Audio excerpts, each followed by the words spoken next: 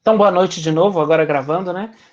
Na aula de hoje, qual que será o foco da disciplina, a sequência da disciplina, para você que está assistindo a aula, aí no momento offline, vamos dizer assim, a sequência da aula vai ser, teremos um momento para novos conceitos, né? A parte de aterramento, e conceitos importantes, tá?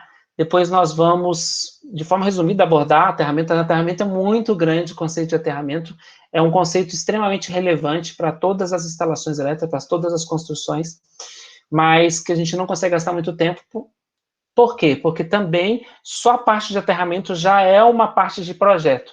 Se a gente fosse pensar em aterramento, analisar as normas de aterramento, os projetos de aterramento, nós gastaríamos um semestre falando de aterramento. Então, nós vamos ver um overview muito rápido, mas, claro, rápido não quer dizer que não seja importante. Rápido não quer dizer que nós não vamos dar a sua devida importância e estimular a vocês estarem procurando mais conhecimento sobre isso. Após a parte de aterramento, nós vamos fazer mais um exercício, tá?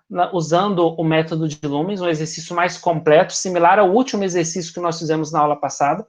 Na semana que vem nós teremos uma atividade individual valendo nota, então não gostaria que vocês tivessem a impressão, a sensação, nossa, o professor Rodrigo passou um exercício só e, ó, prego na gente, né? Foi lá e mandou uma atividade valendo nota sem nem ao menos dar a chance da gente praticar e, se fosse na sala de aula a gente teria esse tempo. Não, eu gostaria, sim, a gente vai ter um tempo para praticar, e não somente um tempo para praticar, mas esse exercício, né, no formato similar que a gente vai desenvolver na semana que vem, em forma de atividade avaliativa, mas também iremos ter um tempo para o desenvolvimento do projeto, muito importante isso. Então, gente, pay attention, por favor, atenção dobrada.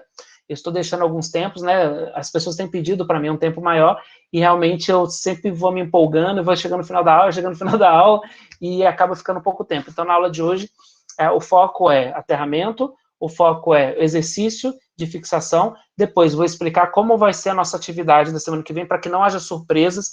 O Rodrigo quer fazer uma pegadinha do malandro, que a gente não tem nada a ver com isso, tá, gente? A ideia é muito simples, eu vou explicar para vocês, nós vamos fazer um teste em cima do que nós já vimos até agora. Simples assim. Exercícios que não fogem dos exemplos que nós fizemos em sala, tá? Aonde a parte, talvez, o exercício um pouco mais detalhado é o que a gente vai fazer um outro exercício hoje para reforçar esses conhecimentos, reforçar esse aprendizado. Tá joia? Sem pegadinha, sem surpresa, nada disso. É só um exercício para revisar o que a gente viu até o momento. Tá joia? E aí a gente vai falar sobre isso, mas aí também a ideia é deixar esse momento para vocês trabalharem em grupos e para que vocês consigam hoje desenvolver bastante o projeto de vocês para não ficar muita coisa acumulada, porque o prazo para entrega da segunda fase está chegando aí, já é na semana que vem, né? Eu vou disponibilizar para vocês também um esqueletinho do que foi acumulando, né? Eu fui escrevendo, né?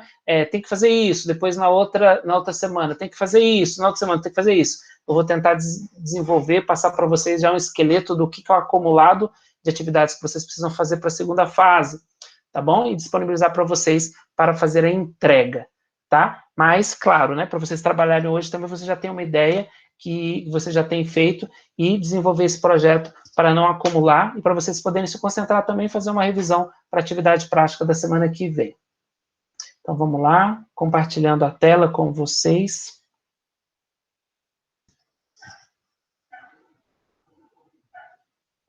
Isso, Alessandra. A Alessandra levantou uma questão. O método de lumens é só no maior cômodo? Isso, a ideia... Lembram lá das primeiras aulas? Eu falei para vocês têm que escolher uma planta baixa, onde vocês têm que escolher um maior cômodo. Sala de TV, sei lá, o escritório, era para escolher um maior cômodo. E a ideia lá atrás já era o quê? O método de lumens. Né? Nos outros cômodos que são melhores, vocês vão usar vocês vão usar o método convencional, o método, na verdade, simplificado. Essa foi a palavra que nós usamos, tá? Então, para os outros cômodos menores, você pode usar o método simplificado. O Silas me perguntou na semana passada, e nós que temos mais de um cômodo grande? Eu falei, poxa, o ideal é que cada cômodo grande você fizesse usando o método de lumens. É bom que você pratique e seu projeto vai ficar muito mais adequado, muito mais elaborado, mas eu não vou cobrar isso de todos, tá? A ideia é ser um padrão. O padrão é, pelo menos, um cômodo. A obrigação é um cômodo para cada projeto ser feito pelo método de Lumens, e lá na frente a gente vai até revisar e testar isso usando também o software, né, de simulação, tá bom? Isso, Alessandro, acho que eu respondi. Caso tenham outras dúvidas, podem perguntar, por favor, tá? Inclusive, vamos usar o método, inicialmente o método também simplificado para a questão do número de tomadas, e não somente o método simplificado, mas exercitarmos também o bom senso, tá, gente? Se eu pegar algum projeto falando que vai ter uma tomada para uma sala de TV, uma tomada para um quarto, quer dizer, qualquer cômodo da casa, eu acho que até, gente, hoje nem banheiro faz mais sentido ter uma tomada só. Nem banheiro.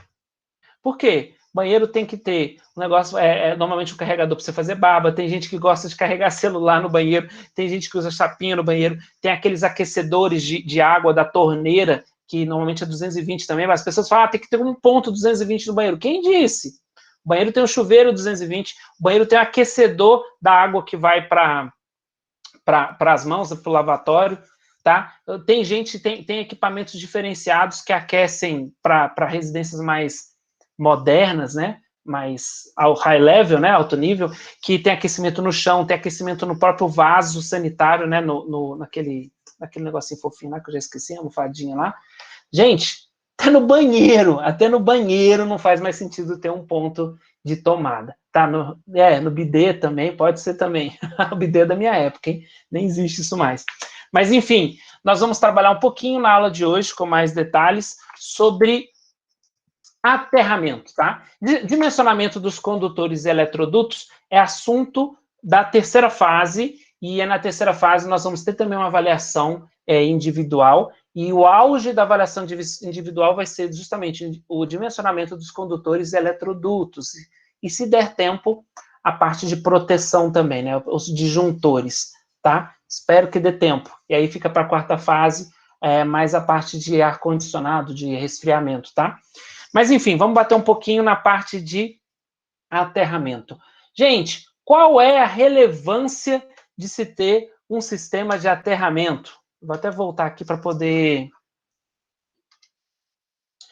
Na opinião de vocês, qual é a relevância, qual a importância de se ter um sistema de aterramento? Por exemplo, numa residência. Não vou colocar nem numa empresa ainda. Vamos começar numa residência, que é o foco do nosso projeto. Professor Rodrigo, por que eu, como projetista, responsável pelo projeto que vocês estão desenvolvendo, colocaria um sistema de aterramento na minha residência, por exemplo, que é pequenininha, sei lá, não sei quantos metros quadrados, 60 metros quadrados? Qual seria a resposta de vocês? A gente vai refletir sobre isso, é claro, vou conduzi-los a uma resposta que eu acredito ser adequada, mas eu queria ouvir a opinião de vocês. Por que vocês acham que seria importante, com o conhecimento que vocês têm hoje? Ah lá, uma primeira resposta. Obrigado, Leandro. Segurança de pessoas e equipamentos.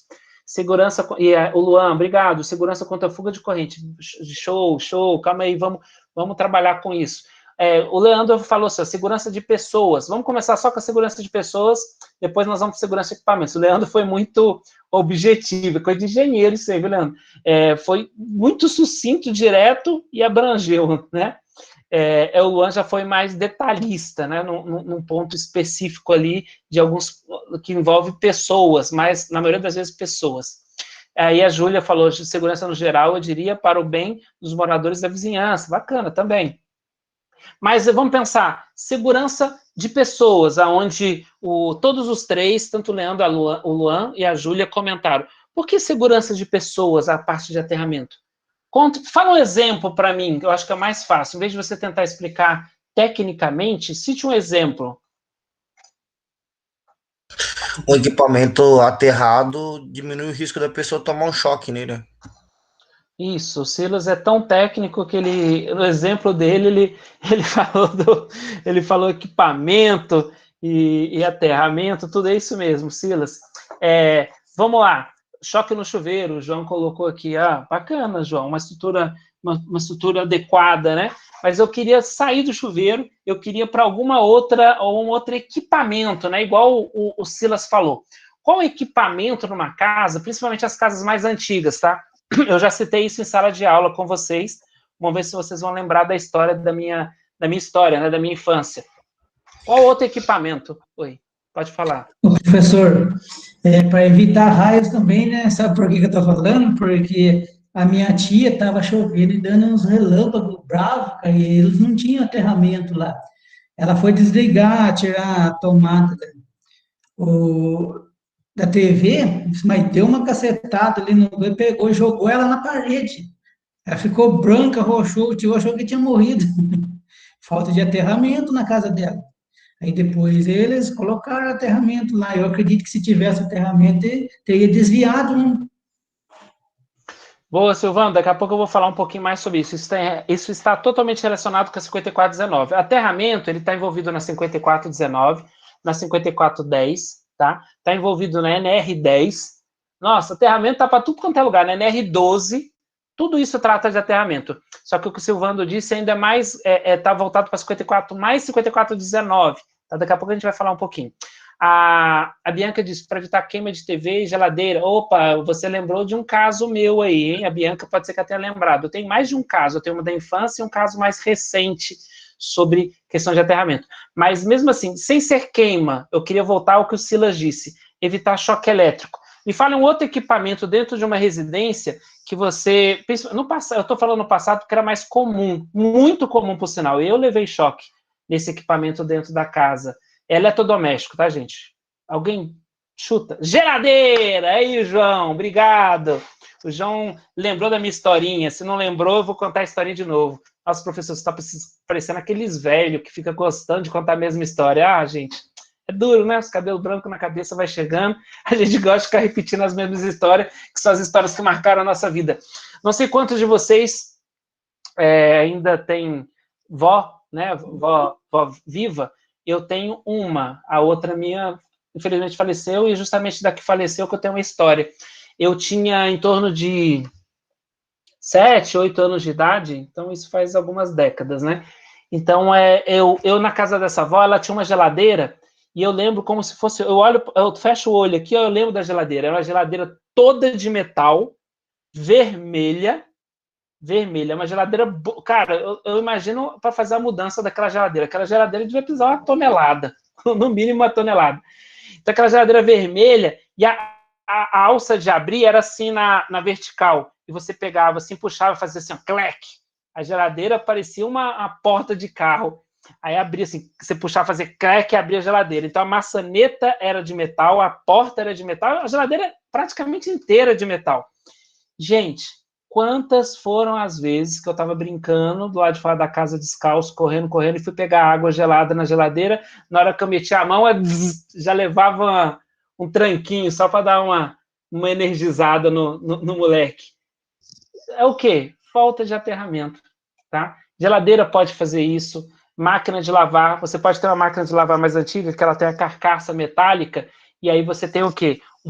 Como já foi muito bem dito, quer ver, alguém disse aqui em cima, né? Uma corrente de fuga, aí, segurança contra a fuga de corrente, o Luan disse. Então, se você tem uma fiação com um encapamento já ruim, com uma deterioração no próprio, a camada isolante, né, da fiação, da capa do fio, e aí isso encosta na carcaça, gera uma certa corrente de fuga, e aí o que acontece? A pessoa pode tomar choque ao encostar na carcaça do eletrodoméstico, que pode ser uma máquina de lavar, pode ser uma geladeira, pode ser um micro-ondas, pode ser qualquer eletrodoméstico de estrutura metálica, e você acaba sendo o caminho de menor resistência para a energia passar. Então, se você tiver de chinelo, se você tiver de tênis, você apresenta um certo isolamento, você apresenta uma certa resistência, por isso que a corrente normalmente não passa para você. Mas se você pôr a mão na geladeira e tiver de sapato de segurança, por exemplo, que é o isolado, e colocar outra mão na parede ou outro lugar onde que a resistência seja baixa, né, uma outra estrutura metálica aterrada, aí você vai conduzir. Você vai conduzir a corrente, ela vai passar por você vai ser um caminho de menor resistência, tá? Provavelmente, e aí você vai levar um choque, né? Porque o choque acontece isso, quando você se torna o caminho de menor resistência para a corrente elétrica. tá? Então, segurança, sim, contra choques elétricos, tá? Então, é muito comum choque elétrico, isso também não só em casa, tá? Eu gostaria de puxar agora de novo para o pessoal que tem uma experiência maior, de repente mecatrônica. O Silas sempre tem uma história ou outra para contar para nós. Vocês já ouviram registros de choque elétrico em indústrias? Vamos lá, vamos ver se vocês já ouviram, depois eu comento. Vários, né, professor? Vários, né, Silas? Mas vocês já ouviram um choque elétrico não relacionado com a pessoa mexer na instalação elétrica, mas um choque, por exemplo, a pessoa está no equipamento, o equipamento produtivo, uma máquina, e de repente ela encosta alguma parte metálica e leva choque? Vocês já ouviram esse tipo de relato? Um exemplo, professor, na empresa, a gente tem uma máquina BGA que chama, que ela retira o componente da placa. Essa máquina começou a dar fuga, e aí ela energizou a máquina e ainda fez o retorno para o terra da fábrica, começou a energizar o terra da fábrica. Caraca, Silas, mas não começou a danificar todos os equipamentos, porque ela tira BGA, mas teoricamente ela não, era para tirar sem estragar, né? Não começou a estragar o componente? Ela começou a estragar vários equipamentos em volta na fábrica, né? Tudo que estava ligado no mesmo terra que ela começou a dar problema. Nossa, isso é isso mesmo, é exatamente isso. Eu ia citar um caso de uma empresa, eu não posso citar o nome da empresa, gente, porque aí é antiético e, na verdade, já pode me processar. Mas tem caso, uma empresa aqui de grande porte, de extrema, desculpa, gente, que tiveram reclamações, inclusive eu fui fazer orçamento de sistema de aterramento. Me chamaram para fazer projeto de um sistema de aterramento. Gente, por sinal, o projeto seria o que vou falar um pouquinho aqui hoje, um projeto simples, tá? Um projeto de aterramento simples, mas para quê? Aterrar máquinas. Por quê? A máquina, eu estava tendo reclamação contínua de colaborador levando choque na máquina. Né, por causa disso, por causa de problema normalmente é problema na alimentação, na parte dos fios, né, de energia que passam na máquina ou perto da máquina e gera algum tipo de corrente de fuga, alguma coisa de uma corrente indesejada na máquina, e aí a pessoa acaba se tornando o caminho para o caminho de menor resistência e acaba tomando choque. Tá? Então, isso é comum, gente, não é só em residências, em fábricas, isso é muito comum. A NR12 é uma norma regulamentadora de segurança em máquinas e equipamentos, ela tem um item somente de aterramento de máquinas, tá? E é um item que normalmente um auditor cobra muito. Por que ele cobra muito? Porque ele sabe que é comum, ele sabe que pode acontecer, ainda mais numa indústria que tenha um maquinário e todo um conjunto de processo fabril mais antigo, é muito comum você ter esses casos, né, de problema de corrente de fuga, né, e gerar choques elétricos. Então, se você tem um aterramento, por que o aterramento resolve isso, professor? Porque o aterramento significa você faz uma conexão direta da carcaça da máquina para a terra. Então, o caminho com menor resistência para a terra é o aterramento, é o que a gente chama do caminho do aterramento que você fez. Quando você, ser humano, encosta, você tem um caminho para o terra, mas o seu caminho é o quê? Uma resistência muito maior. E a corrente é igual à água, ela escolhe o quê? O caminho mais fácil para passar. Então, ela vai usar o caminho do curto-circuito até o terra, que é o aterramento. Gente, aterramento, não vou adiantar, vou falar daqui a pouco. Agora eu vou falar um pouquinho sobre... Oi, pode falar, Silas. Que nem você falou, a água conduz, beleza, é o menor caminho. Agora, como que é aprovado se colocar uma resistência dentro da água, numas casas que normalmente não tem terra, jogar em cima de uma pessoa que normalmente está descalço? Você fala por causa do chuveiro, né? Isso, se a gente pegar a essência da função, tipo, dentro de uma empresa, se isso fosse para fazer dentro da empresa hoje que não existisse, um técnico de segurança não queria aprovar. E, tipo, é um negócio que funcionou e vambora. E é estranho, né? E toca o trem. A ideia e aquecimento resistível é pré-histórico, né? Eu acho que até hoje, uma das principais fontes de aquecimento são as resistências. Elas geram essa questão do aquecimento. Mas, no fundo, Silas, existe sim toda uma teoria por trás, nós podemos gastar um pouco de mais tempo sobre isso. Eu gostaria até de de me preparar um pouquinho melhor. Se você puder tocar nesse assunto semana que vem, que eu já peguei alguma coisa sobre isso, mas eu queria trazer material mais denso para vocês sobre isso. Por quê? Porque existe sim um conceito, tá? Porque não poderia gerar risco, não pode gerar risco para a pessoa. Tanto que já existem casos de acidente, tá? Acidentes em casa, em residência, onde as pessoas elas colocam algum tipo de produto na água e aí sim gera um problema maior. Ou mexem em alguma coisa na resistência e podem gerar, sim, um acidente de trabalho dentro da residência com problema de eletricidade. Mas vamos tocar isso para a aula que vem. Vou deixar até anotado aqui para trazer um pouco mais de conceito de teoria para vocês, que parece ser simples, né? Mas não é tão simples assim, não, a estrutura do aterramento, porque a verdade é, se o chuveiro não tivesse... Não, a maior parte dos chuveiros não são aterrados. Né? A pessoa falou do choque elétrico por causa do chuveiro. E até mesmo a ideia de como é feito o aterramento do chuveiro, ele é um aterramento diferenciado, né? Porque o fio verde que vai no chuveiro, ele vem e entra em contato com a água. E promove o aterramento para a pessoa justamente não tomar o choque, né? Mas eu vou anotar aqui. Eu já por várias vezes passei para levantar mais material sobre isso, mas fiquei devendo.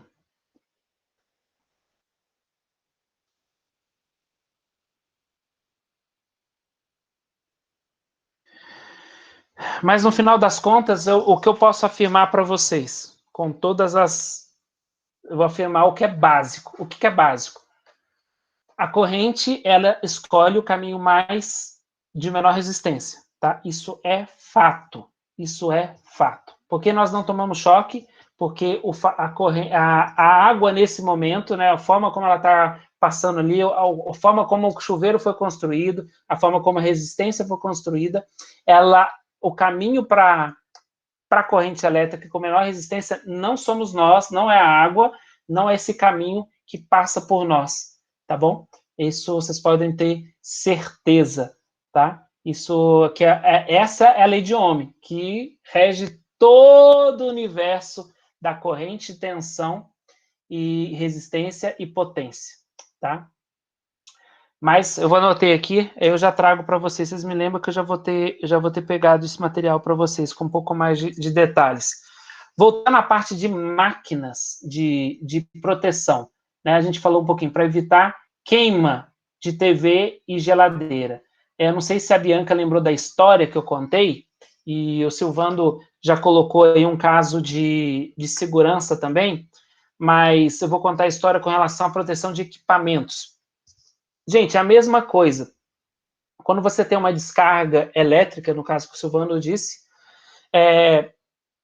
a energia, o raio pode ser que não caia na sua casa, mas se ele cair na proximidade, ele vai gerar o quê? Um campo eletromagnético que vai gerar uma indução nos fios. E essa indução é uma energia que não estava prevista e vai gerar um pico de energia. Como que o terceiro fio consegue ajudar? O terceiro fio, que é o fio de proteção, ele é um caminho, né? Ele gera um caminho de menor resistência para quê? Para o terra.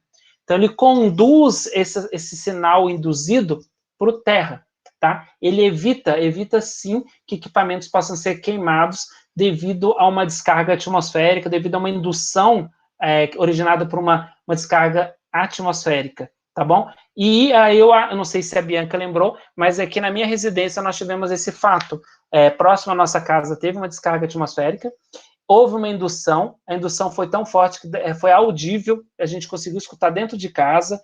Até perguntei para minha esposa se ela ouviu, ela falou que ouviu. Você escuta o barulho assim, ó, zzz, desse jeitinho, é muito interessante. Não é legal não, mas é interessante. E o que acontece? A minha casa, ela estava com a televisão na tomada, ela estava com o PlayStation na tomada, ela estava com, vários dispositivos sensíveis na tomada. O único que queimou foi a geladeira. Não sei se a Bianca lembrou dessa história, mas o único que queimou foi a geladeira. E aí você fala, por que? Aí a gente foi procurar evidências. Por que a geladeira queimou, sendo que a geladeira é um equipamento teoricamente robusto? A geladeira é robusta, né? Ela é bem robusta, até por sinal. E aí eu fui verificar, né? e ver os detalhes, e eu contei para vocês, a geladeira era o único dispositivo que estava ligado na tomada naquele momento, que ela não tinha o terceiro pino, que ela não tinha o pino de aterramento, o pino de proteção. E a minha casa possui, sim, aterramento. Então, todos os terceiros pinos das tomadas da minha casa são ligados numa malha de aterramento, onde eu tenho, sim, um eletrodo aqui fora, fincado na terra, do jeitinho que a gente vai ver aqui, tá? Não é somente o aterramento da minha entrada, tá? Lá da minha entrada, do meu quadro de entrada de energia. Não é só esse aterramento, que nós vamos ver também na aula de hoje. É um aterramento aqui próximo à minha residência, próximo ao quadro geral de distribuição aqui da minha casa, onde estão os disjuntores e tem toda a distribuição dos circuitos, tá bom? Então, isso é muito importante. Aí... eu não tinha baixado aqui. Tinha mais gente conversando aqui. O Leandro falou, na cozinha da empresa estava dando fuga no forno, no freezer industrial de inox. Nossa, inox, todo mundo estava levando paulada. Só resolveu com aterramento. As cozinhas sofriam. Ah, certeza, Leandro. Inox, nossa. Aí, sorte que reclamaram rápido e foi resolvido logo, antes que algum acidente. Como o Silas falou, é verdade, a água acaba potencializando esse tipo de acidente, porque a água acaba tornando o corpo do humano, a baixa resistência do corpo humano, tá? A Bianca disse que lembra, assim, do caso. É isso mesmo, Bianca, o caso é esse. E dentro das empresas, é muito importante o aterramento, porque a gente já falou disso, e também pelo mesmo motivo também de uma descarga atmosférica para evitar queima. Então, existem muitos equipamentos sensíveis, né? CLP, né? Apesar que o CLP não é um bom exemplo, né? O CLP ainda é mais robusto, mas microcontroladores são mais sensíveis ainda. A parte de digital, a parte de comando,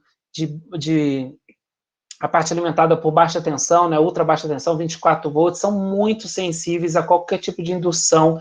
E se não tiver aterramento, elas acabam ficando mais vulneráveis, tá? Mais vulneráveis. Com relação ao Silvando, o caso que você disse, o ideal, o que acaba protegendo quanto a descarga atmosférica, o aterramento ajuda muito, mas o que ajuda mesmo é a estrutura SPDA, tá? O sistema de proteção contra descargas atmosféricas, tá? Esse é o ponto principal. Deixa eu aqui até achar para vocês. Isso aqui é NR10. Mas isso daí vai no quadro, professor? Isso que você está falando? Na verdade, não é comum isso para uma residência, tá?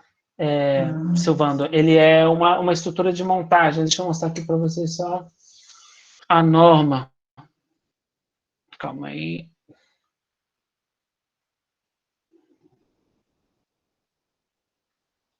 Aqui, ó, 5419, ela tem 4 anexos, tá? E aí a 5419, ela trata só dessa parte, ó, proteção contra descargas atmosféricas, tá? Então a 5419, ela fala de estrutura de aterramento, mas fala de estrutura de aterramento voltado para quê? Para o foco de quê? Descarga atmosférica, tá? Para lá, danos devido à descarga atmosférica, efeitos das descargas atmosféricas numa estrutura, fontes de tipos de danos de uma estrutura, tipos de perdas, e assim por diante, tá? E aí, são 4 anexos, só para você avaliar e para você trabalhar em cima da estrutura SPDA.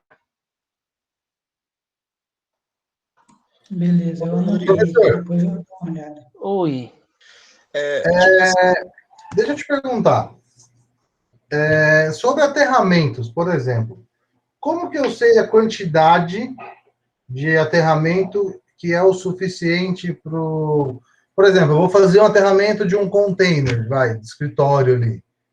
Como que eu sei que aquele aterramento atmosférico ali é o suficiente? Então, eu vou juntar a sua fala, do Fúvio, com a fala do João Paulo. É possível testar o aterramento? E vou tentar aproveitar o gancho para falar também o sistema, o Leandro falando, o sistema de para-raios da empresa é bem fraco e quando cai um raio para perto, queima o inversor de frequência. Isso é um baita de um sinal, tá, Leandro? É um sinal que tem coisa errada, assim, no sistema SPDA e no aterramento. Então, vamos lá, tentando fazer um catado de tudo. Gente, sistema de aterramento, ele tem como calcular? Tem como você calcular. Tem como medir? Que foi a pergunta do João? Sim. Silas, está certo? Sim, é o termômetro, né? Não estou no escritório, eu estou no escritório de casa, né? A empresa, né? Se você já sabe, né, que eu tenho empresa, nossa empresa, ela possui um termômetro, tá? Com 2 pontos de referência, na verdade, são 4 pontos. Você tem 2 pontos de referência que você conecta na própria referência, que é a massa, né? A terra, tá? E outros 2 pontos para fazer a medida em si, tá? Então, acaba sendo 4 pontos. Na verdade, o que eu tenho são só 3. Você tem 2 pontos de referência, um de tensão e outro de massa mesmo, e o ponto da medida, tá? E aí você consegue fazer isso, chama termômetro, e nós temos também uma outra ferramenta chamada alicate termômetro, que aí você consegue fazer uma medida mais aproximada com alicate, tá? Ele aí é por campo eletromagnético. Eu prefiro e acho, e claro, até o fabricante, nós já tiramos essa dúvida com o fabricante, o termômetro ele é mais preciso, tá? Mais confiável, tá bom? Mas a gente tem tanto o alicate, porque às vezes você não tem, em alguns locais você não tem referência de terra, você não consegue pôr as hastes, né? Esse termômetro, nós temos que fincar as hastes na terra mesmo, tá? Para dar referência de terra para o equipamento fazer a medida. E, enfim, você consegue medir, então, respondendo ao Fulvio, você consegue projetar o seu aterramento e você consegue medir, tá? Medir qual é o valor. Ela se referia a um valor base, um valor de 10 ohms. Então, ela fala o seguinte, abaixo de 10 ohms, um bom aterramento. Acima de 10 ohms, um ruim aterramento. A norma caiu. A norma caiu. Aí, você me fala, como que hoje, o que a norma diz? A norma hoje diz que você vai para o bom senso do engenheiro. Gente, eu vou dizer para vocês, eu não posso questionar quem fez a norma, porque normalmente são pessoas muito boas, mas são muito competentes, são pessoas de alto gabarito, são pós-doutores e assim por diante. Mas eu posso dizer o meu gosto. Eu, como engenheiro, eu achei horrível isso. Por quê? Porque engenheiro gosta de número. É número. E por isso que eu falo que é bom você conhecer o histórico, né? Para mim, Rodrigo, o que você usa? Eu continuo usando 10 ohms como referência. Gente, é uma referência, isso não quer dizer que depende.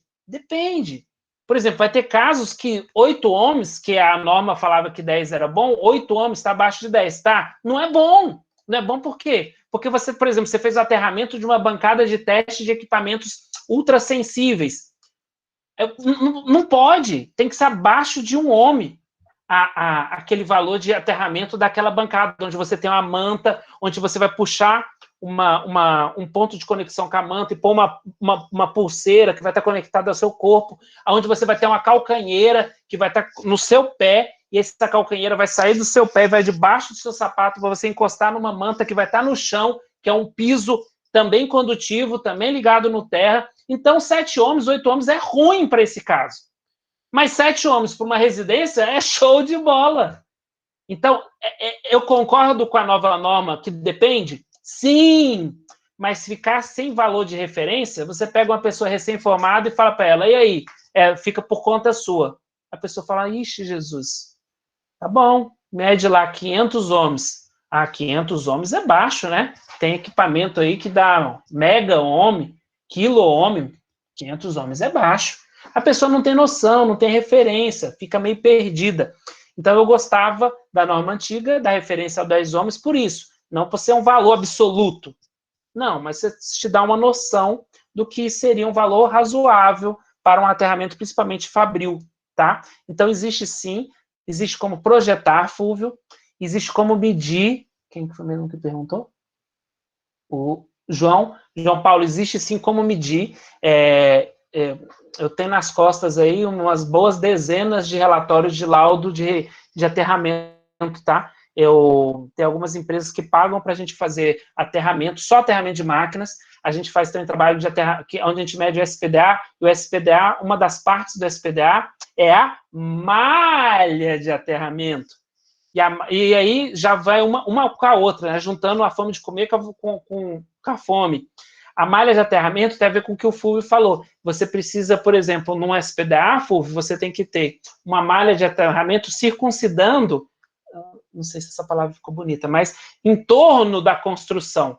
A malha tem que circular toda a construção, aonde no máximo de 15 em 15 metros, no máximo, dependendo do tipo de construção, tá? Que tem tipos diferentes de construção, e aí pode aumentar a distância ou diminuir. Você vai ter que ter caixas de inspeção, que essas caixas de inspeção tem o quê? As hastes de cobre fincadas no chão. E essa haste de cobre, ela vai estar garantindo o aterramento, e ela vai a malha de aterramento, elas estão conectando todas as malhas de cobre.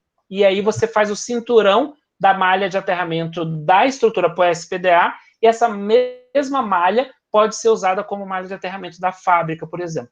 Entendi. Ô, professor, no meu caso lá, nós estamos fazendo a expansão do galpão lá da FIT, tá? Uhum. Então, nós estamos ali com o escritório, vestiário, chuveiro e banheiro, é tudo aqueles containers. Uhum. Eles estão em cima do asfalto, tá? Para mim fazer esse aterramento, eu vou ter terra ali, por exemplo, a uns 4 metros. Como que eu faria no caso aí? Porque eu tenho a barra de cobre, né, que eu vou aterrar, e tem aquele cabo, acho que não sei se é isso mesmo o nome dele. Cobre nu. Tem que ser cabo de cobre nu. Esse cabo ficaria exposto ali, não seria perigoso? Fica, não pode ser exposto, Fulvio. Então, primeiro ponto, você está certo, que se você tem um local de alojamento, um local onde as pessoas, esse local, se ele for metálico, pior ainda, tá? Aqueles containers marítimos, sabe? Isso, container pior ainda, então precisa sim da parte de aterramento. O aterramento dentro da malha SPDA 5419, ele diz o seguinte, que o entorno da estrutura tem que ser 1 metro de distância da estrutura, pelo menos a 1 metro, e 50 centímetros de profundidade. Não pode ser rente ao solo. Tem muita gente que acha que pode ser rente ao solo. Não pode ser rente ao solo. 50 centímetros de profundidade. A malha tem que ser. Então, você vai cavar uma valeta de 50 centímetros. Depois desses 50 centímetros é que você vai enfiar a estaca, Fulvio. Ah, mas eu tenho asfalto. Eu sei que é chato o que eu vou falar, mas eu vou ser engenheiro de norma, Fulvio. Eu não estou pensando aqui na viabilidade econômica e dificuldade ou facilidade. Eu estou falando o que deveria ser feito, tá? O que deveria ser feito? Se tem asfalto, rasga asfalto. Ponto, Você falou quantos metros de distância, desculpa? Uns 3 a 4 metros, professor. 3 a 4? Ali, na verdade, o galpão já foi feito, entendeu? Uma parte de 40 mil metros quadrados, agora vai expandir para mais 20.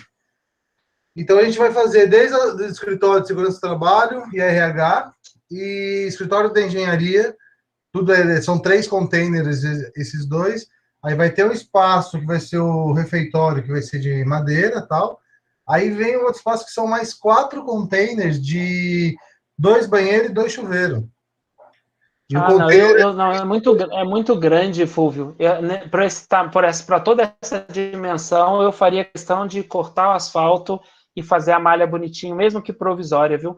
Eu tive um caso na empresa aqui onde, não posso falar o nome também, mas ela também fez uma estrutura de banheiro, só banheiro, mas a estrutura de banheiro era feita com containers, então era toda metálica. Eu falei para eles, gente, vocês não sabem o risco que vocês estão correndo. Se tem uma pessoa tomando um banho, se a pessoa está no banheiro ali e tem uma descarga atmosférica, cara, e a pessoa morre. É simples assim.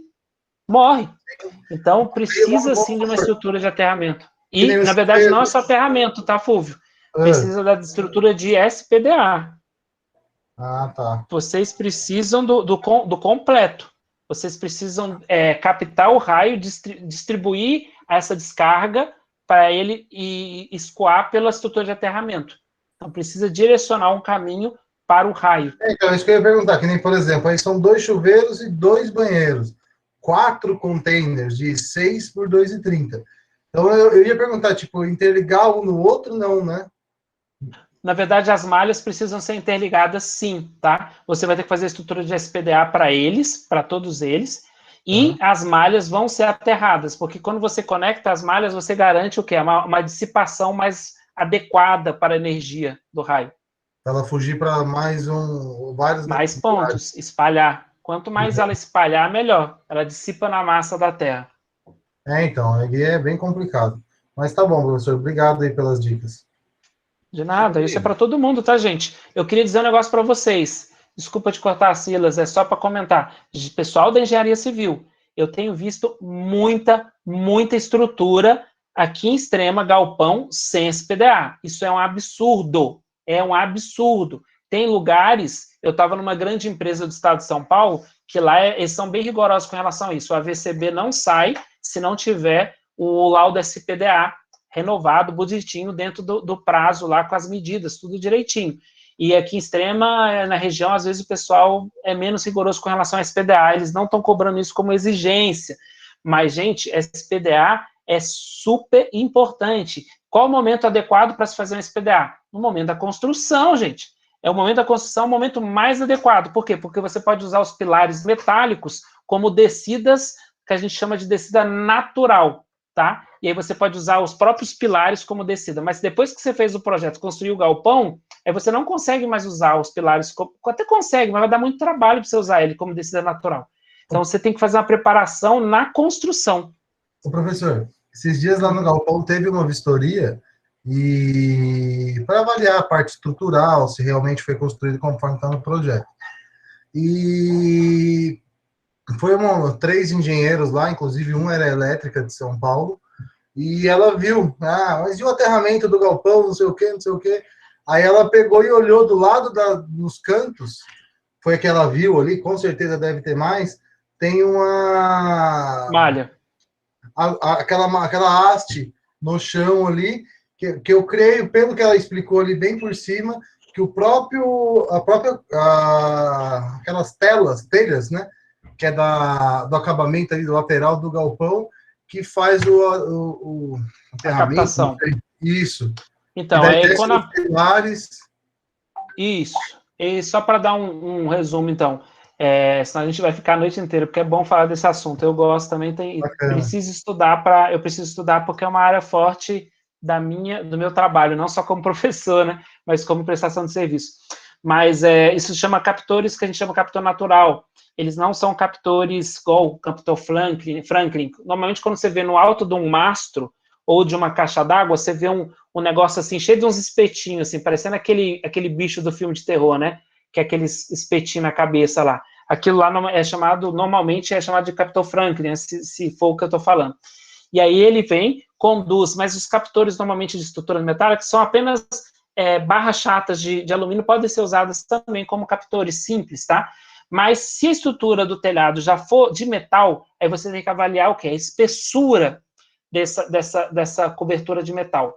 Tá? Dependendo da espessura, ele pode ser usado como um captor natural, e aí você tem que conectar o telhado às estruturas de descida, que podem ser as colunas, tá? Só que o que acontece? Você pode usar as colunas, porque as colunas são de metal e elas conseguem conduzir energia, só que você tem que garantir o quê? Que essas colunas estão tendo contato lá embaixo com terra, tá? Tem que ter contato, e você precisa de uma conexão entre as descidas e uma malha.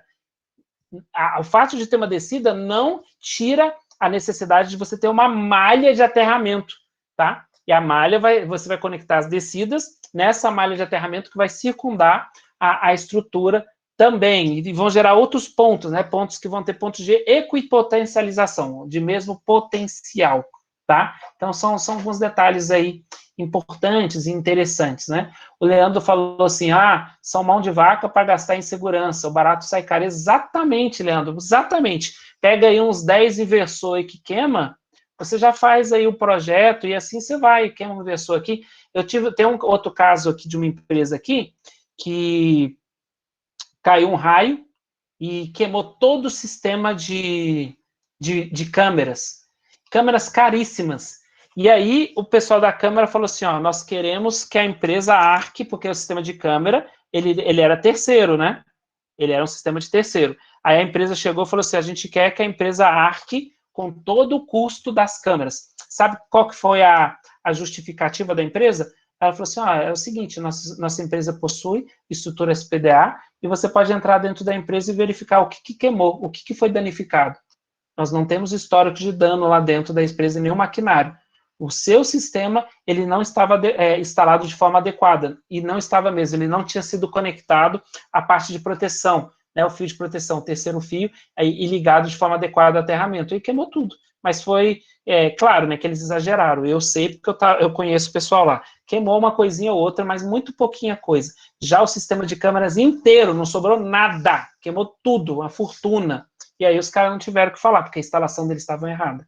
Então é isso mesmo, é o barato que sai caro. Economiza aqui para lá na frente, e isso nós estamos falando só de bens materiais, e quando é vida, né? Uma fatalidade. Isso é muito grave, é muito grave. E descarga elétrica mata, tá, gente? Para quem não sabe, eu estava conversando com o pessoal da região de Cambuí, tem um histórico aí, não é histórico assim, muita gente, mas tem histórico de pessoas que faleceram com descarga elétrica caminhando na rua. Não quero pôr medo em vocês, né? Mas aconteceu aqui na região de Cambuí. Pessoas que estavam caminhando e faleceram com descarga elétrica. Né? Eu estava lá no... eu estava fazendo um laudo de NR10 lá no negócio de fazer doce lá, esqueci o nome. Mas, enfim, eles estavam contando essas histórias para nós. Então, é importante, é muito importante, a estrutura SPDA, ele tem a parte do quê? De captação, na verdade, acaba atraindo o raio, né? Porque é a lei das pontas, você tem a ponta, e a ponta apresenta o quê? Uma menor resistência para a descarga atmosférica que vai conduzir isso para a massa. Mas vamos caminhar mais um pouco Rodrigo. Aqui, que eu falei que ia ser bem rápido o aterramento, né? Ou, desculpa, o Silas ia falar faz uns 15 minutos, né? O Silas tem as dúvidas mais cabulosas. O aterramento da fábrica inteira é ligado no mesmo ponto, correto? Ele deveria ser ligado todos na mesma malha, Silas. Eles têm que ter uma malha. A verdade deixa eu te explicar. Você tem uma malha de aterramento que circunda, rodeia a fábrica inteira. Essa malha vai ter um ponto que a gente chama de caixa de equipotencialização. Dessa caixa de equipotencialização, você distribui para todos os quadros da empresa. Então, todos os quadros estão equipotencializados com o mesmo potencial de aterramento. Né? E normalmente você vai com cabo de cobre nu mesmo, um cabo adequado para esses quadros, onde desses quadros você distribui aterramento para as máquinas, mas dependendo da máquina, a máquina tem que ter o seu aterramento próprio. Mas desculpa, eu acho que só para dar uma introdução, vai, de novo.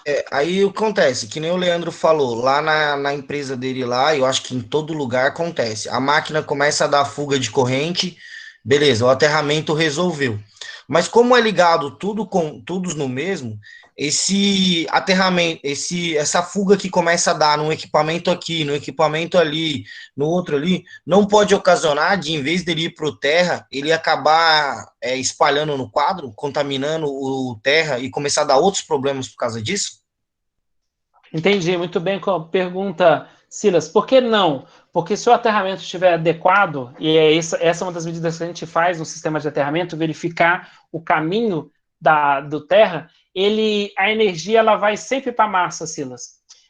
Se o sistema de aterramento não estiver adequado, aí dá problema. Por exemplo, eu vou voltar aqui, só vai ver o comentário, quem que falou do inversor? Foi o Leandro, o próprio Leandro. O Leandro falou assim, o sistema de para-raios da empresa é bem fraco, e cai um raio por perto, já queima. Se está queimando, é porque o sistema de para-raios deles não está adequado, viu?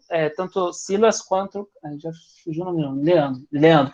Tanto Leandro quanto Silas, não está adequado, está com falha. Ou não está conectado de forma adequada, ou ele foi projetado de forma inadequada, ou o sistema foi rompido e ninguém nunca mais, não tem revisão, não tem inspeção. Se o sistema estivesse funcionando em situações adequadas, com conexão, com cabos adequados, direcionados, né, com resistência muito baixa, conectados numa malha adequada, isso não é para acontecer, e se for bem feito, Silas, a energia ela vai ser direcionada para a terra que eu falo é a massa, chão mesmo, aí não tem risco dessa energia contaminar outros quadros, porque, de novo, aquele conceito fundamental que eu sempre vou repetir, a energia vai procurar o caminho com menor resistência, mais fácil para ela passar, igual a água, vai escorrer pelo caminho de menor resistência. Então a energia vai para a terra.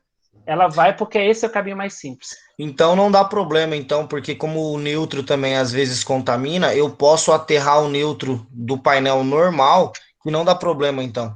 Eu posso fazer isso.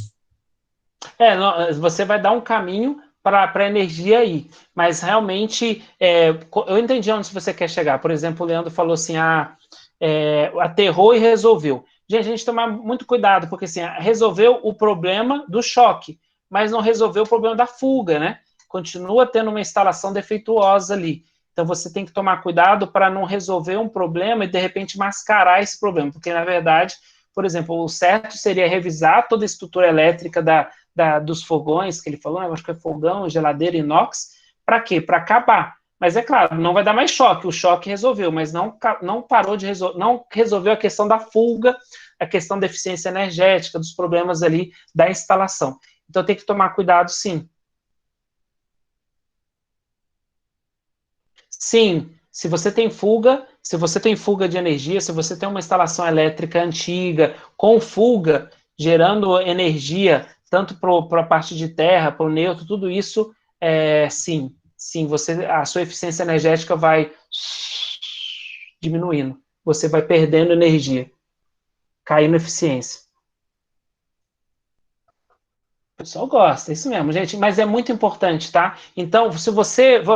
tudo bem, falou muito de indústria. Não, gente, residência é muito importante também, né? Eu acabei de citar o exemplo da minha casa. O único eletrodoméstico que não tinha o terceiro fio, estragou. E se a casa inteira não tivesse? Se eu não tivesse posto... E olha que o sistema meu de aterramento aqui é simples, eu não fiquei pondo várias estacas, não tem as várias estacas em torno, não tem a malha completa. Eu tenho um ponto de aterramento que eu puxei para minha casa, porque a minha casa também não é tão grande assim, né? Mas isso foi o suficiente para resolver. Então, sim, é importante para a residência ou aterramento, a devida instalação, você fazer um ponto de aterramento, puxar isso para a caixa, para o quadro geral e distribuir isso em todos os circuitos, que a gente vai ver um pouquinho aqui agora, e eu vou, no ritmo que vai a aula, eu vou acabar não dando tempo para vocês fazer projeto de novo. Para aterramento, algumas funções: descarregar as cargas acumuladas na máquina em suas carcaças para o terra. Então, por exemplo, que vem um negócio legal, eu não aguento, eu tenho que perguntar umas brincadeiras, umas coisas que do dia a dia. Vocês sabem de algum brinquedo de criança que dá choque? Quem tiver criança e já foi no parque de eventos vai saber o que eu estou falando. Brinquedo de criança que dá choque. Carrinho bate-bate, isso aí esse aí é porque tem energia mesmo. Eu estava querendo ir um outro que não tem energia elétrica, mais para o que o pessoal acabou comentando. Aqueles de fricção? Carrinho de fricção. Eu ia falar que é o efeito da fricção que vai gerar o problema. É um problema, é mais básico ainda, não é algo, vamos dizer, é uma energia gerada. O pessoal até falou já aí. Pô, ninguém foi no parque de eventos com criança e tomou choque, então só eu. É uma coisa que tem lá no parque. E só eu que tenho criança pequena arteira, né? Mas enfim, sabe o que gera choque elétrico? Escorregador de plástico. Ninguém nunca tomou choque nos escorregadores? A criança está descendo o escorregador, você vai pegar até estala, faz tec. Olha, professor, escorregador de plástico não, mas escorregador de metal já queimei horrores quando era criança. Mas sim, a questão da eletricidade estática, que é o que a gente está falando aqui, ó, você vai acumulando em alguma coisa o potencial elétrico por eletricidade estática. Você passar papel no cabelo, esfregar, gera eletricidade estática. Tem alguns, se você digitar no YouTube, você vai achar muita coisa legal. E aí, aí vai acumulando, é como se fosse um capacitor, vai acumulando carga. E aí, chega uma carga que você consegue até, vamos falar, você consegue perceber a descarga elétrica em você. Em lugares mais secos, isso é muito comum. É ruim ficar falando. Eu fui uma vez numa região desértica. Sim, a cama elástica também dá choque, né? Pode ser. Pode ser cama elástica também. Só que eu nunca tomei choque na cama elástica. Mas se você tiver de meia, né? Se você tiver descalço, não leva choque, não. Vai... Então pode ser sim. Eu não, na cama elástica eu nunca levei, mas pode ser sim devido à questão da fricção de você gerar energia estática. Mas é muito comum, eu fui numa região desértica uma vez, deserto mesmo, e lá, se você fosse apertar, eu aprendi sofrendo, se você fosse chamar o elevador com a ponta do dedo assim, ó, eu cheguei a ver, gente, é muito louco, é só vendo mesmo, vocês têm que passar para ver. Eu cheguei a ver a faísca do botão, que era metálico, do elevador, no meu dedo. Eu vi a faísca, fiz tec, levei o maior susto. Eu falei, que desgrama. Sabe como que você consegue diminuir a sensação do choque? Você bate essa massa toda aqui, porque quando você põe o dedo, o que acontece? É um pedacinho do seu dedo que conduz, aí você acaba sentindo um pouco o baque. Quando você põe uma massa maior, aí distribui.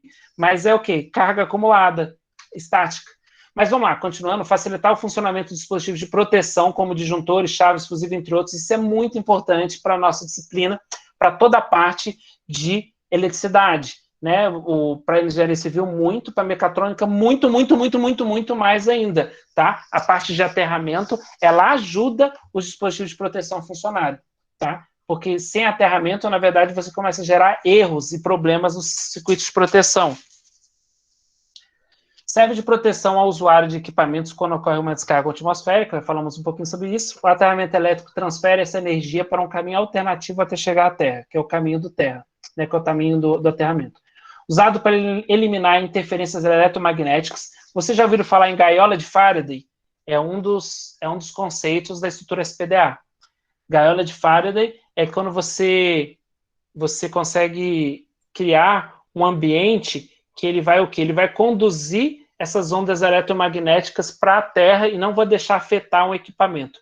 Então, isso é muito comum para você testar equipamentos. Você põe o equipamento dentro de uma gaiola de Faraday e aí as ondas eletromagnéticas não acessam ele. Então, ambientes de teste, laboratórios de teste é muito comum. Eu já fiz vários testes em locais onde tinha a gaiola de Faraday que não permitia que ondas externas, celular, nada disso pegava dentro do laboratório, por causa da gaiola de Faraday, que é uma quê? É uma estrutura metálica aterrada.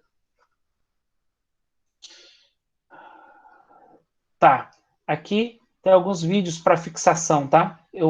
Deixa eu colocar aqui, eu vou colocar no bate-papo, no chat para vocês verem, porque eu acho que não está funcionando o áudio. O áudio, quer ver? Vou pôr um vídeo para ver, vocês vão falar para mim que vocês estão ouvindo o vídeo.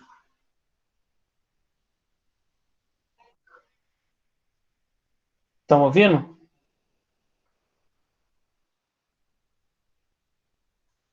Deixa para lá. É bom também que é um pouquinho demorado, mas são vídeos, eu tenho que ver o que aconteceu, mas são vídeos legais para vocês, para as pessoas que têm curiosidade de aterramento, tá? São alguns vídeos bacanas aí para vocês verem. Fica aí sugestão para quem gostou da matéria e quer mais algum exemplo, né? Aí vem o que é importante, né? Algumas formas de você fazer o seu próprio aterramento, tá? Então, um exemplo de aterramento. O que é numa residência ou numa instalação elétrica? O que é o aterramento? Então, tá lá, você tem, por exemplo, uma tomada de fase neutro, né, de 127 volts, por exemplo, você tem uma fase, você tem um neutro, e o terceiro pino é o terra. Uma tomada de 220, você tem a fase num ponto, você vai ter fase no outro ponto, e vai ter o terra também, tá? Aqui, o que você consegue, normalmente a haste comum, né, a haste de cobre com pelo menos 2 metros, 2,30 metros de profundidade, de tamanho, né, de altura. Então, normalmente você consegue afundar essa haste de cobre aí, pelo menos 2 metros de profundidade dentro da terra, tá? Isso aqui, solo mesmo, terra. Dela você vai conectar o cabo, né? Normalmente, aqui a gente está falando do brasileirinho, né, que é o verde com amarelo, e em construções para fazer a malha de aterramento é um cobre nu, tá? Um cabo de cobre nu, tá? Normalmente é de 40 milímetros, que a gente trabalha para malha de aterramento, tá? E aí o brasileirinho já não. Aqui é o exemplo do quê? Isso aqui é o exemplo de um quadro de entrada, que é onde você tem o quê? No seu terminal de entrada de energia, a Energisa, ela cobra de você ter um ponto de aterramento, tá? Para você aterrar a entrada.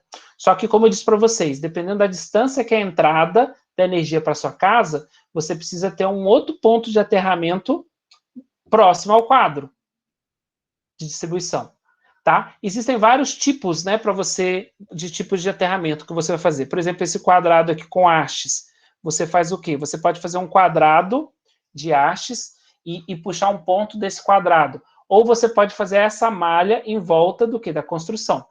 O que eu fiz na minha casa, que é o mais simples de todos e funciona, é o quê? Uma única haste. Nossa, professor, que mão de vaca, hein? Foi. Uma única haste desse tipo, e está aqui bem próximo ao quadro. Puxei e funcionou. Normalmente, perguntaram na empresa, por exemplo, na empresa que eu recebi a reclamação, nós chegamos à conclusão que nós íamos fazer esse tipo de aterramento. Nós íamos fincar 3 hastes. Por que 3 hastes? Gente, quanto mais hastes você tem, mais baixa cai a resistência do seu aterramento. Por quê? É como se você tivesse pontos em paralelo. Quando você tem resistores ou resistências em paralelo, quando elas estão em paralelo, a resistência total cai, né? O paralelo da resistência diminui. Então, por isso que e aí falaram, como que você estipula? Uma forma empírica de testes, tá? O aterramento, ele varia de acordo com o solo. Às vezes você põe uma haste e como o solo é muito seco, baixa condutividade, você vai ter uma resistência muito alta. Olha para você ver, o valor de resistência do ponto de aterramento deve ser inferior a 5 ohms. Isso aqui ainda é menor que a norma, né? Eu falei que a norma, eu falava em 10 ohms, aqui está citando 5 ohms de uma referência que eu achei, mas é só de curiosidade, tá? E aí ele fala, né? Pode optar pelo uso de barras em paralelo ou tratamento do solo. O que é essa questão do tratamento do solo? Se o solo tem uma baixa resistividade, tem como você tratar o solo, que é, por exemplo, muita gente usa sal, né? Sal grosso na região. Eu não gosto disso, tá, gente? Não acho isso adequado. As pessoas fazem isso, às vezes, só para fazer uma certa medida, tá? Para dar a medida naquele momento, e com o passar do tempo vai perdendo as características de resistividade. O que eu aconselho para todos, não deu a resistividade boa, baixa, o solo é ruim, aumenta o número de hastes, tá? O que é comum? Eu quero fazer um que normalmente dá certo, o que as pessoas mais usam, esse aqui, ó, triangulação. Você coloca aí, tá? 3 hastes, normalmente com a distância aí de 2 metros de distância entre elas, tá? Fazendo esse conjunto de malhas aí, né? Uma malha, né? Conexão entre elas. E aí você conecta esse triângulo no seu sistema de aterramento. Professor, eu quero fazer um sistema de aterramento para uma residência. Aí, ó, tem aqui a sua dica, tá? Uma dica bem bacana, isso aqui. Quero fazer um aterramento, o Fulvio falou, quero fazer aterramento para uma estrutura menor. Você faz esses 3 pontos e conecta na parte metálica. Apesar que o Fulvio falou de toda a estrutura metálica de container. Do container do Fulvio, eu já diria que seria ideal você fazer toda a malha em torno deles e conectar nas estruturas metálicas. Mas o do Fulvio ainda é mais grave, eu aconselharia a 5419, fazer uma estrutura SPDA, tá? Mas, gente, basicamente é isso aqui, tá? E agora seria já o quê? A divisão dos circuitos, falar um pouco da norma com relação aos circuitos de uma casa, tá? Agora, nesse ponto, eu vou fazer o quê? Eu vou parar um pouco, tá? Por quê? Porque eu quero que essa parte da disciplina seja para a próxima fase, tá? Eu não quero, como hoje falamos até na reunião dos representantes, eu não quero que você sinta que eu estou tentando correr muito com a disciplina, tá? Então, vamos segurar um pouquinho. A próxima fase, nós vamos bater bem firme nessa parte de divisão dos circuitos e a parte de proteção, depois ar-condicionado, e também tem a parte do software, né, de simulação. Mas dá tempo sim, a gente consegue chegar lá. Principalmente o software pode ficar lá para a última parte, tá? Um orçamento, uma pergunta do Luan, um orçamento para fazer o aterramento de um ponto na casa, chega a quantos reais, mais ou menos? Aterramento, Luan, eu diria que você pode fazer, tá? Para aterramento, eu acho que não vale a pena você fazer um projeto. Eu acho que você tem que fazer como se fosse essa parte de projeto simplificado. Projeto simplificado seria o quê? Coloca para uma casa, por exemplo, de um porte de até uns 100 metros quadrados, em torno disso, faz um simples aterramento. Se você consegue aterrar um ponto com a triangulação, 3 hastes de cobre de pelo menos 2 metros de profundidade, você consegue distanciá-las igual a gente acabou de mostrar aqui, com a distância, a própria distância dela, lá, a distância igual a H de altura. Então, a barra tem 2 metros, você distancia ela de 2 metros, você conecta elas, tá? Você precisa fazer essa conexão, garantir que essa conexão está adequada, depois você puxa isso para o seu quadro, tá? Isso seria, sim, um bom aterramento, tá? Se você quiser pagar por isso, não é muito caro, não, tá? Isso é um projetinho aí dependendo de quem for fazer para uma casa, não deve ficar nem R$ 500, tá? Olha, você disse aterramento natural, seria na estrutura da casa isso? Então, o aterramento natural, ele é mais para galpões, Edilson, de estrutura metálica, tá? Onde a estrutura metálica, as próprias estrutura metálica, né? A própria estrutura metálica, ela faz a condução do raio. Na casa, você tem muito concreto armado, né? Eu não entendo muito de casa, mas é mais concreto, e esse concreto, por mais que tenha a parte de ferragem dentro do concreto, ela não está ligada com o telhado. E você não tem essa conexão. Tá? Numa casa, se você quiser fazer a estrutura hospedada de uma casa, você tem que pôr os captores, tem que pôr as descidas e tem que fazer a malha de aterramento. Casa Eduardo, a haste de 2 metros e 38 mais 8 do grampo. Isso, essa é a ideia. A haste, e tem que comprar as hastes, tem que comprar o cabo, e tem que comprar também os grampos de conexão aí com a haste, mais os cabos, né? O Carlos vende, isso aí, o Carlos sabe tudo, então. O Carlos é que trabalha na material de construção, né? Isso aí, Carlos, aproveita para vender aí pro Edilson. Tem aqui um comentário muito pertinente. Sal grosso é bom, é só no churrasco. É isso mesmo, sal bom é bom no churrasco. Gente, beleza até aqui? Tranquilo até aqui? Eu achei que ia falar bem rapidinho, nós estamos há mais de 1 hora falando de 3 slides, né? Mas realmente é muito interessante, eu gosto muito dessa parte de aterramento, gosto muito da parte SPDA, não só porque eu trabalho, mas porque realmente é importante e relevante. Eu vou parar a gravação aqui. Alguém tem mais alguma dúvida? Quer colocar? Senão eu vou parar a gravação para a gente ir para o exercício. Viu, professor? Hoje eu fui atrás da eletricista lá, lembra que eu falei para você do sobradinho que eu estou pegando lá, que é monofásico lá? Aí, como são 2 casas lá, 95 metros embaixo e 90 em cima, aí eu conversei Caracas, com mas é uma casa grande demais. Então, aí ele fez o orçamento lá da parte elétrica lá para mim, ele vai amanhã lá, vai ficar em R$ 2.200, 3 hastes, 3 caixas, 2, né, do medidor, uma como é que ele falou? Uma é aterramento, né? Aí, Isso. cabo 16, cabo 10 de entrada, sei que é o valor lá, deu 2.200 lá, e um postinho galvanizado. Mas aí amanhã vai ser monofásico? A entrada desse sobrado vai ser monofásico, mais de 160 metros de área construída? Não, bifásico. Que susto, bifásico. Não, a casa que está hoje lá está monofásica. Aí eu pedi bifásica, né? Que eu preciso ligar para a torneira, martelete lá. Aí ele vai lá para ver amanhã, mas já deu orçamento, já R$ 2.200 para mim. É isso mesmo. Aí, ó, compra com Carlos. Aí nós temos com Carlos. Compra lá com Carlos.